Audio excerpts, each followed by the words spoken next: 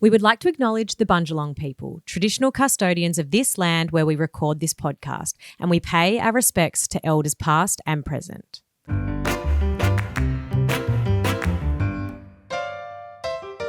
Hello, beautiful Bumpies. Welcome to Beyond the Bump, a podcast brought to you by Jayde Couldwell and Sophie Pearce. This podcast is targeted at mums-to-be, and women in general. And gents, feel free to have a listen too. It's a place to have real discussions and ask real questions, no matter how hard, with honest and authentic conversations that leave you feeling lighter, more supported and more understood after every listen. We began as your go-to baby podcast and we're still right there with you in the thick of it. But now we're growing with you and your kids too. From newborn chaos to raising tweens and teens, from identity shifts to perimenopause and everything in between. We're here to support the full ride of womanhood. And as always, we can't promise that it will always be kept PG, so please be mindful around little ears. Here we go. Hello, Jayde. Hello, Sophie and all our Bumpies listening. How are you this week? Well, I did mention last week that I was going away on a kid-free long weekend with my husband. Yes, so Tasmania. I thought I would give a bit of an update. How was it? We went to Hobart. It was great and terrible all at once. Do tell. We love a good story. This sounds So we went away for 3 sus. nights and we went with another couple that we met while we were traveling. So we were super duper excited. We booked an Airbnb down there. We were in this little 2-bedder. We just wanted to dine, non-alc wine. Yes. Roam around. My 30-day shopping detox was coming to an end Lovely. on the same weekend. Stars were aligning. To be honest, I was very excited to have uninterrupted conversation, make eye contact, and maybe a little bit more with my husband. And on the first night we landed, all things were going well. The second morning, or the first morning, I guess, of the trip, I woke up and as I expected was going to happen, I got my period. I was like, look, I thought that was coming. Got a few under my belt the night before. It's okay. It's still going to be a positive weekend. Yeah. That's fine. These things happen every month, apparently. Yeah. I was like, I'm still going to have this great time with my husband. We really need this. We just feel like we've been quite snowed under by parenting, life, everything recently. Ships in the night, not quite roommate, but roommate adjacent. Yeah. We need this. Anyway, I want to paint a picture for you, but I don't want to put everyone off their beloved morning coffee or if you're eating the crusts of your kids' cold Vegemite and butter toast. Did he break period code and just go for it? No. I don't know if it was something I ate. Oh, gosh. What have you but done? I got violent. You got violent? Diarrhea. Oh, poopies. Yeah. Duh. But it wasn't gastro because I didn't feel sick. I wasn't vomiting. It was just How long did it go for? 3 days. 3 days. I'm talking 6 Have to you got 8 another times parasite? a day. I came on too suddenly. I don't think it was a parasite. I do think it was potentially something I ate. But the weirdest thing was it doesn't take a lot for me to have nausea and vomit as a previous hyperemesis girly. I did not feel sick. I did not vomit. It was just down there. And I'm talking, I still tried to get as involved in this weekend both as front and back. possible. I felt like a piece of shit and there was no pieces. It was just liquid. It was demoralizing. You know when you have those things and you just, when did we get here? Like this was meant to be a sexy weekend away. How did it turn into this? I'm talking 6 to 8 times a day. Well, this could be a little bug or something. Because 3 days of food poisoning, is that right? I don't know. I took gastro stop in order to fly home and since then everything's been fine. How did you function every day? I just had to get on with it. I was like, I knew this was precious time. I needed to know where a toilet was at all times. There was one afternoon where they went and did an activity and I was like, I think I'm just going to stay in the Airbnb. But I tell you what else really strengthens or ruins a friendship, and that's staying in a little 2-bedder apartment with another couple while you were going through this. I was play music loud, play it loud, please. And every now and again, God love him, like the other husband, I just see him cracking a window. We're in, like, it is like 3 degrees outside. He's like, I will freeze if it means I don't have to stay So they could smell? Well, you know what it's like? Yeah, this is some tough stuff. Universe was just asking for one weekend. Even when I got my period, I was like, you know what? The shower's for a reason. You know, like we can get past this. No, I basically had dysentery. Like I was just... He didn't even get the back path, even if he could have. You never know. Yeah. Hey, no, I went in Tassie. It's not my vibe. Yeah. But definitely not this weekend. So anyway, that is what not my vibe happens, either, I'm just folks, letting you know. when you try and have a weekend. I think I deserve a redo. I deserve a do-over. I came back feeling malnourished. And exhausted and depleted, but I couldn't tell my mum because she'd just had the kids for 3 nights. No. I was like, I'll pick my audience. But my kids had a great time. They did really well without me, which was great. It was so nice.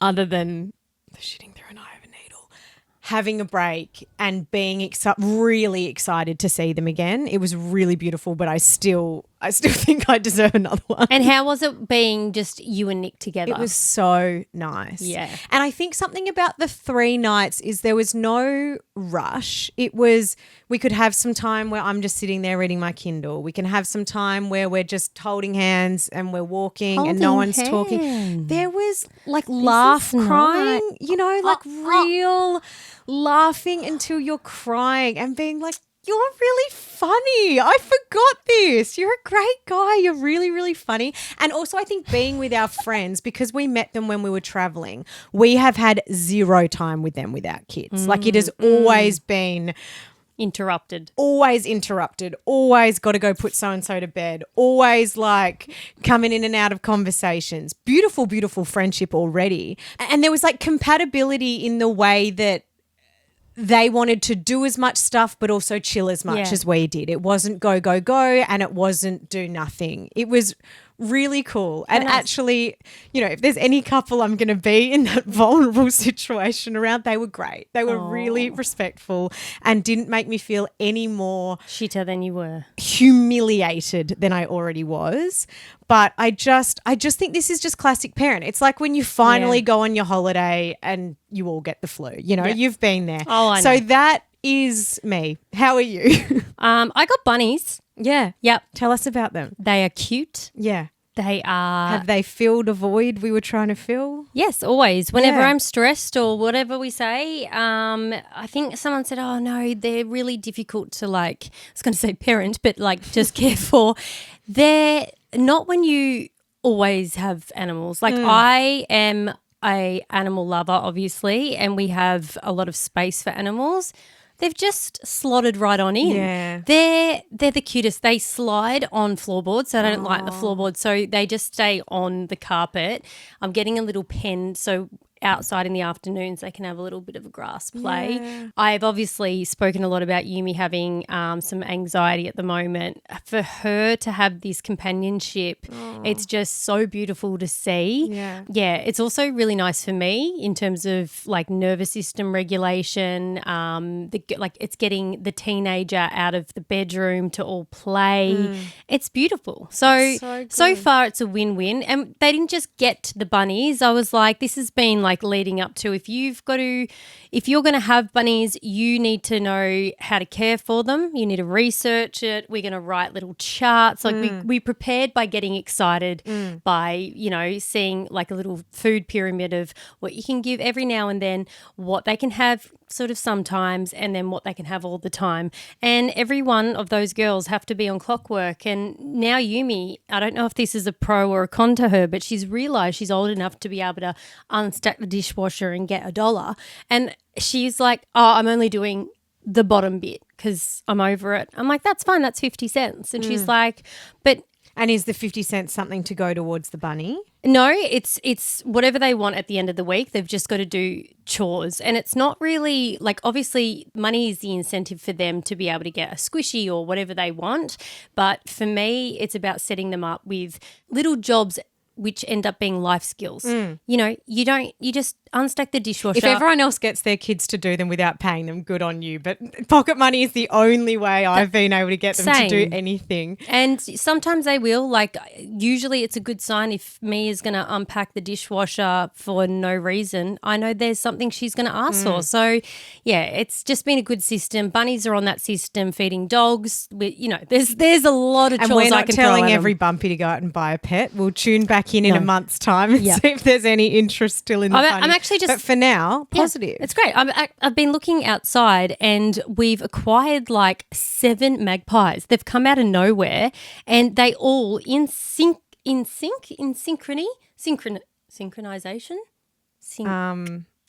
In sync.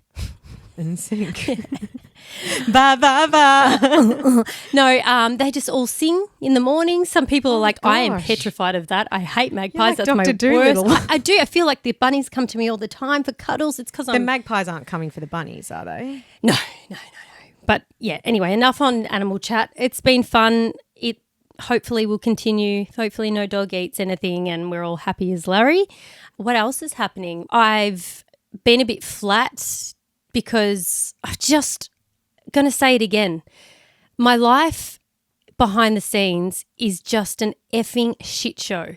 It's trying to have an upgrade of a lot of things in my life without explaining what they are. And it's just this current of exhaustion and trying, like whether it's parenting or relationship or finance. It's like I had to say sorry to the cleaner. I just can't afford you this week. I really need you this week, but I can't afford you. So then I'll put that priority on top of the other things I need to do because the house needs to be clean. Otherwise, I feel like I'm going insane. And then there's these drop-offs. I had a situation with Mia that we argued about her wanting to go to school and she became defiant. It was really hard to tackle this and I've been thinking about it a lot. I reckon as a millennial, and maybe it's any person that is parenting, but let me know how I feel when I'm in a situation of making like the right or wrong choice and how I have to act on it. Is that for me, I'm sitting there, the moment's happening, I go, what did my parents do in a similar situation? Do I want to do the same thing as how they sort of parented me, or do I want to do something different?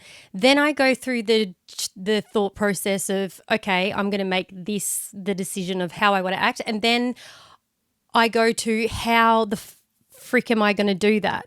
And this is all happening in the mental load of like 1 minute, like just trying to get through that and work out how I'm going to do this in the best way that I feel is right.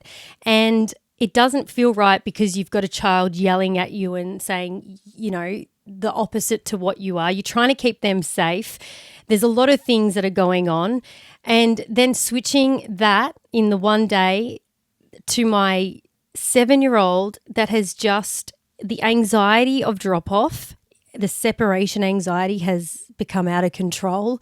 And I need to explain how I feel about this because when I used to drop off my kids when it was daycare and they were one or two and they'd cry because they couldn't voice their opinion, yes, it's heartbreaking. Yes, as a parent, you feel like, oh my gosh, this goes against everything I am as a parent. Like I'm supposed to be caring for you when you are feeling anxious. I feel like I should be nurturing you in this moment, but I'm trying to separate myself so I can go to work and get on with the day.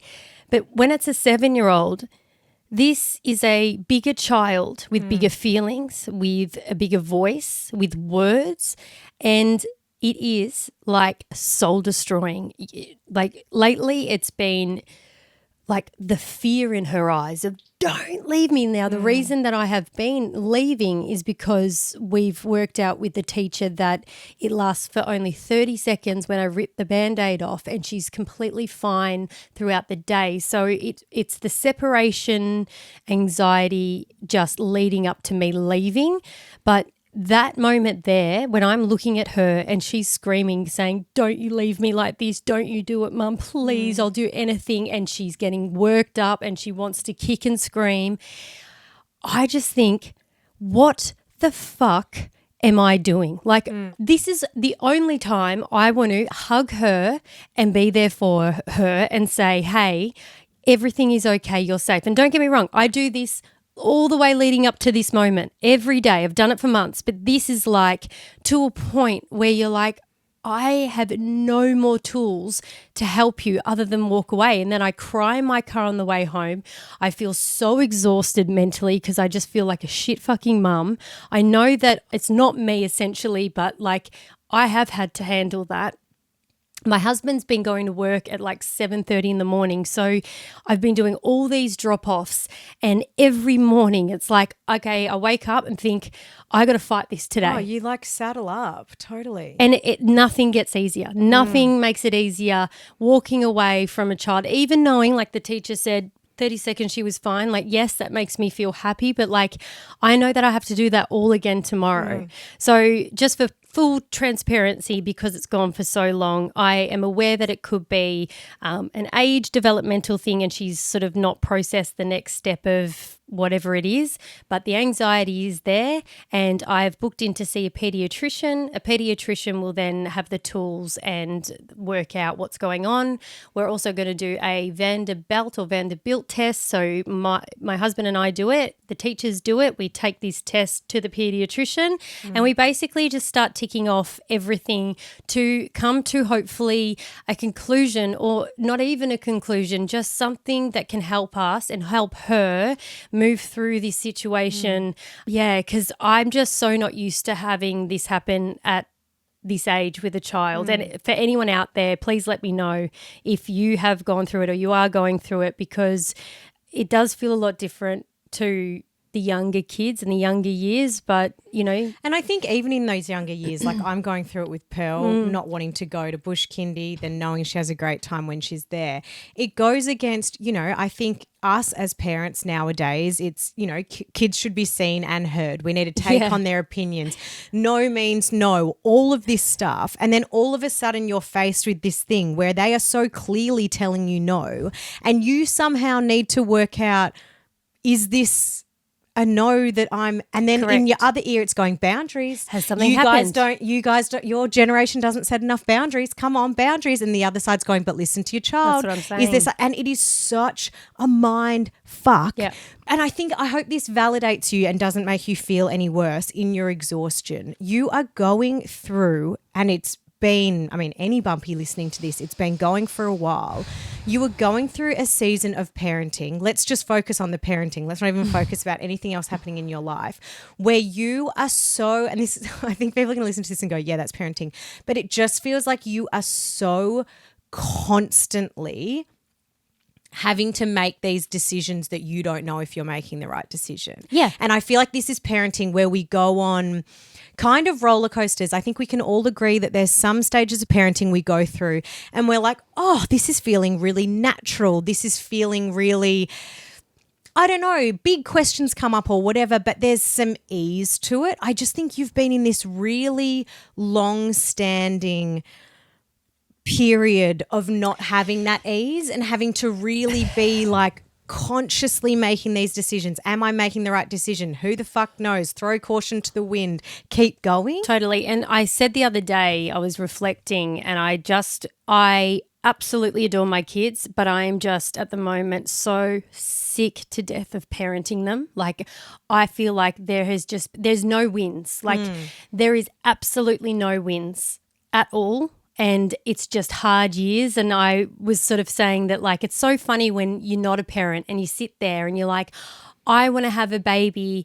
I want to buy the cute little things and it's going to be so cute. I wonder what it's going to look like. More like you, and just the fun stuff. And yeah, you then get sleep deprivation. You start to realize, you know, parenting comes with a lot of other things and that's all fine. And then I think it's this age that you just do not expect, and why should you? Because you haven't been here before. But when you are here, you're just like, honestly, I didn't sign up for this. Like I I just didn't sign up for this. Like, what am I supposed to do? Like, there was some books back in the day for like how to handle a baby, but there is no rule book to how to handle a teenager and how to handle a anxious child at this age and what you should do as a millennial parent, like in the thought process of conscious parenting. Like, there's no help. And I feel very much, and I think a lot of people parenting feel very much alone in this. Like, yeah, you get them all home at the end of the day and everyone goes to bed and you're like, okay, everyone's safe, everyone's healthy. I've done all the jobs that I needed to do. This is great. But my heart and in here, I'm like, there's nothing lifting. This is why, and I'm not saying everyone needs to fucking go to Bali to feel good, but like that 1 week of me having time, even with my kids, just to pretend that none of extracurricular or life things were the heaviness of my life, it made me realize that this is what I work to do. I work to create these memories, these micro memories for my kids, but in all of these other things at the moment, I'm going to say at the moment, it's extremely exhausting. It doesn't feel like anything is worthwhile. I feel, once again, I'm going to say, completely alone.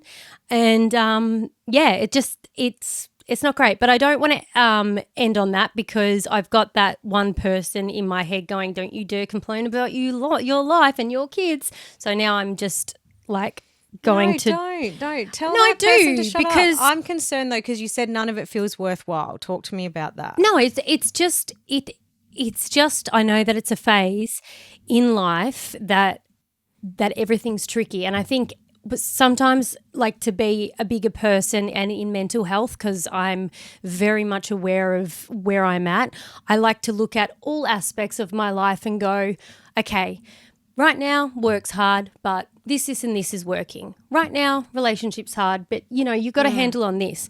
Right now, nothing is working. So, work is actually working. No, work is working. Yeah. But everything else is extremely challenging. And it's something I can't really look forward to, because I've got like either anxiety or confusion or stress around. And so, yeah, I'm just sort of in a situation of like, well, there will be another side to this, and I've just got to sit in it for now. But yeah, and I don't know. Instead of, and this is not to toxic gratitude or toxic positivity your life. Yeah. Because it makes me sad hearing that living for the micro moments. Like, obviously we all want to find pleasure and joy in our reality and our day-to-day life, whether that be small things or big things. Is there anything from Bali other than, someone coming and doing a turn down service and all that? Like, is there things that we can... I do my own turn down service. It's pretty damn good, actually. But like what? Like, surely, like, is Look, there don't get me wrong, anything yes. from that time that we can... Because this is what I've really had to do this year, because I had 6 months of semi-moping around going, I missed last year, the school routine's a lot, blah, blah, blah, blah. And I'm not saying you're blah, blah, blahing, but I also think, like, unfortunately, no one's coming to save us. So what can we do to bring elements of joy into our everyday life that are sustainable, that are feasible, that are like, is it your kids dropping down one of their extracurriculars so you've got a bit more time to breathe? Is it, Speaking of breathe, can we open that door a bit? Because I am absolutely... We've got a new light in the studio and the aircon's hot. not working, and it's honestly like really a hot. sauna, but not in a good way in here. No. So you might start hearing some chickens, bunnies, dogs. Yeah, magpies. The whole works. And maybe a snake, we'll see. If the snake comes, you'll hear me, not the snake. So I think that's so much better. I think on that, for me, I base it around my nervous system. So whatever works for my nervous system will pretty much help day to day. And it's funny because my husband started this new job being a therapeutic care worker. So basically he's learning all about children that have either no parents or a lot of mental health issues, and the other day came home and he saw me drawing. Like I'm always drawing at the moment, and the kids, it's a great connection for the kids that we can all sit there. It's just in the lounge room, a great spot. And I didn't really know at the time, but he's like, this is one of the biggest things we've learned, is that when people are dysregulated or they're feeling really, really stressed, grounding themselves by drawing is one of the best things that they can do. And you do this a lot. So this is something that you are unintentionally doing to calm your nervous system, but also you're showing the girls that they can do this too. And yeah, it's just a really nice thing to see. And that was a nice thing to hear. I think being in the kitchen and like cooking things that make everyone feel good. Like we've done these killer chocolate chip banana muffin recipe lately, and it's the fact of everyone likes to get in the kitchen to do it. It's a recipe that freaking works, which is always a good thing. Oh my gosh. You know, like It's nothing worse than I'm like, things. I'm going to cook. And then I'm like, oh. Yeah. And then on It's top, like when it's like I went for a mental health walk and now it's worse than my mental health. Yeah, you know, yeah. like if you take the dog and the kid and the bike I and would you do carry that and you're too. like, And be oh like, my why did I gosh. do it? Yeah. But then it's the acts of service of like I can take them to school and then they're like, yes, Mum, the muffins, you know, like everyone gets something from that. So that has been really, really good for my nervous system, and it's prioritizing the slowing down in that moment instead of me like, I don't know, like I can be, I guess, quite in my own head and try, and I think the truth is a lot of my dysregulation and nervous system feels very, very calm when I'm cleaning, and I don't know if it's my mind processing in that moment, but when I get a vacuum out, I'm like, damn girl, like this is feeling so good. So these are the things that I do. I mean, a lot of that, especially cleaning, leads to exhaustion, but it's just managing it. And I think overall it's just that time in my life where parenting is challenging. I've deliberately acted on things because I no longer want to just be and cope with a time. I don't want life to be good enough. I want it to be the best it can. And that's what I mean. So parenting can be good enough, but life can be the freaking best that it can ever be, and you can make that happen. But that has to come from somewhere. You got to ruffle feathers for that to happen. You've got to move mountains. It's going to get uncomfortable. I know that I'm in that uncomfortability. I don't know how long it's going to go for, but I am in it, and I'm just hoping that maybe one road in my life.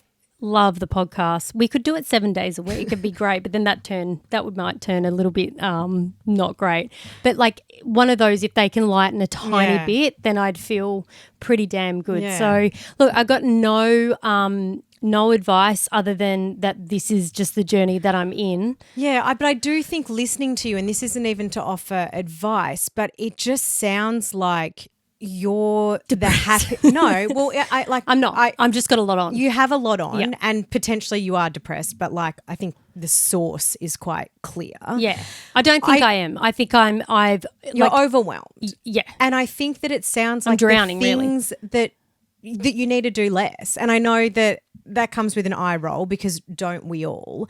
But I just think like, can you look at your week and be like, do the kids have to do all the things they're doing? Is there an extra bus you can put them on so that you're not having to do that drop off? Is there someone that can carpool to do like a pickup? I just think like it sounds as an outsider that you've just for a little while need to get off that wheel. I love that. I think we are constantly like, what are these things I can add to make my life easier? What are these things I can add? And most of the time it's not adding, it's taking away. But I think in this moment there's not much I can take away because I can't put, like Yumi's not in a mental space to be able to do these certain things because of her anxiety. So what I have to do is I have to add on my plate to get a little bit more help so I can be able to do that. So sorry, that was an example. I'm Yeah, not no, saying put your but like just I'm not. The bus was probably a bad example. If I'm because talking it's like about that's probably the worst. No, thing for you right now. but it's just like in terms of parenting, and I don't want to come across as a Debbie Downer of like, I know what you're saying to try and help me, and I'm like, no, that's not going to work, because that drives me insane when people do that. Yeah. But I can see all the avenues and opportunities. I think that maybe for me something that would help would be because I am spending a shitload of time with my kids when they're home. I think that the thing for me would be like breath work or things like that. And I know that might seem like an add-on, but what that gives me is so much peace in my body, and I need to be able to have that to be able to move forward. So for me, maybe that is something that I need to prioritize. Like the smallest change we've made during the week, which has made the biggest difference, is I reshuffled all of my girls' extracurricular activities for Poppy to start playing soccer. So I moved the night their tennis was on, I moved the class their gymnastics was on, it all got moved around. And then the night before I thought her soccer was beginning, I double checked the message from the school mum, and it says first game on October the 13th. Oh, no. So it doesn't start till next term. And part of me was like, oh, that's so frustrating. Like that took so much moving pieces to get that happening. And then I was like, well, at least I know when next term runs around, I'm going to be bloody prepared. But it has freed up this evening for us that coincides with a lot of our mates who live near us. They don't have extracurricular on that night as well. So we all, night of the week, this afternoon of the week, each week we take dinner, like even if we just grab the kids' sushi down to the park or down to the beach, it means we're not cleaning up dinner. It means they've run around ragged, so we just come home, pop them to bed. We've socialised, but in a very like easy setting.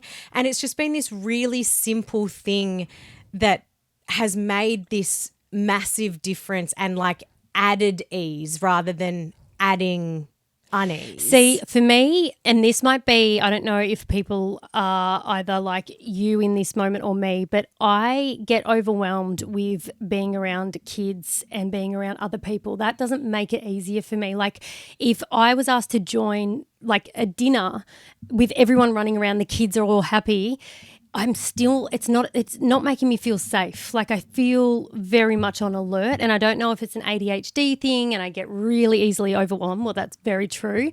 But that for me, like even yesterday, some friends came over to see the bunnies, and because of the state where I'm at, like my cup is overflowing, that for me was like, this is too hard. This is topping off what I can cope with at the moment. And maybe once I've emptied a bit out, then I can go, all right, I've got capacity to be able to enjoy this.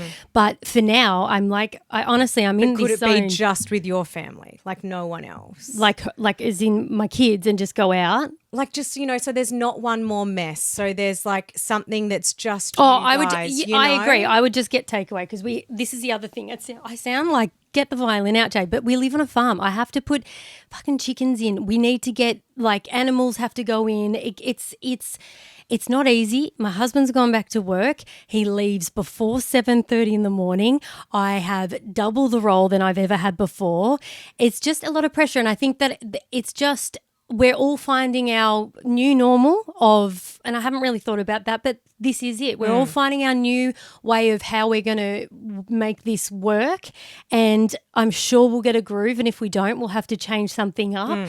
But I'm trying to give my all to him so he can have that, and in return, I'm fucking drowning. But no, I think that it's a season of life that we're in, and I absolutely thank you for those little pointers.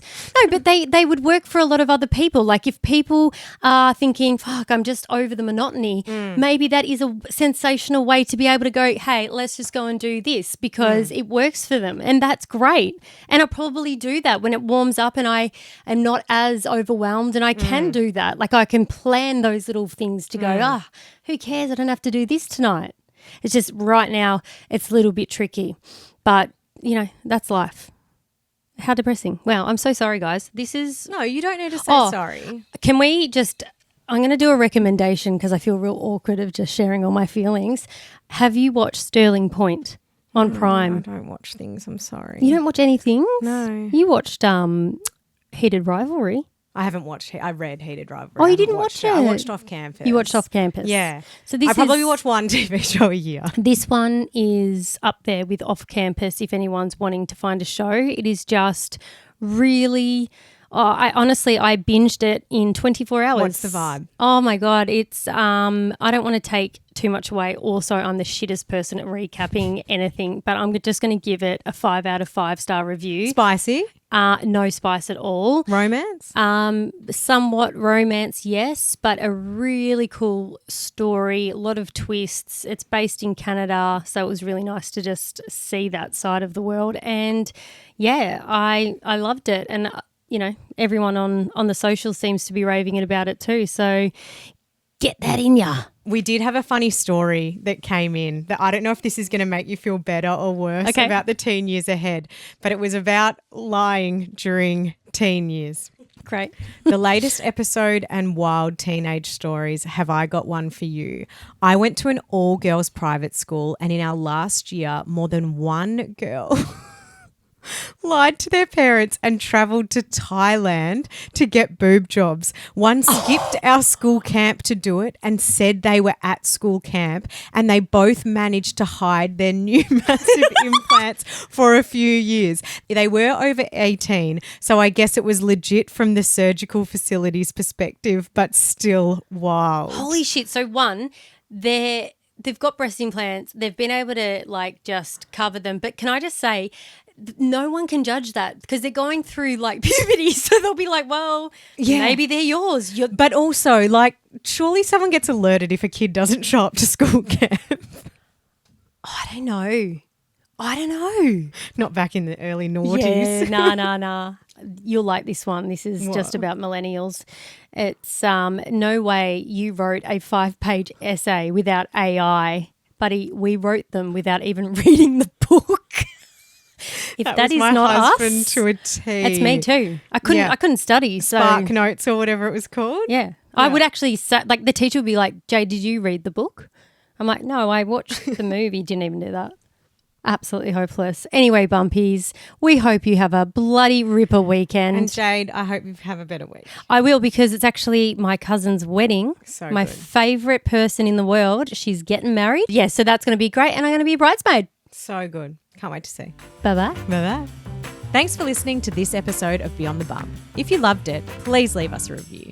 If you didn't, good on you.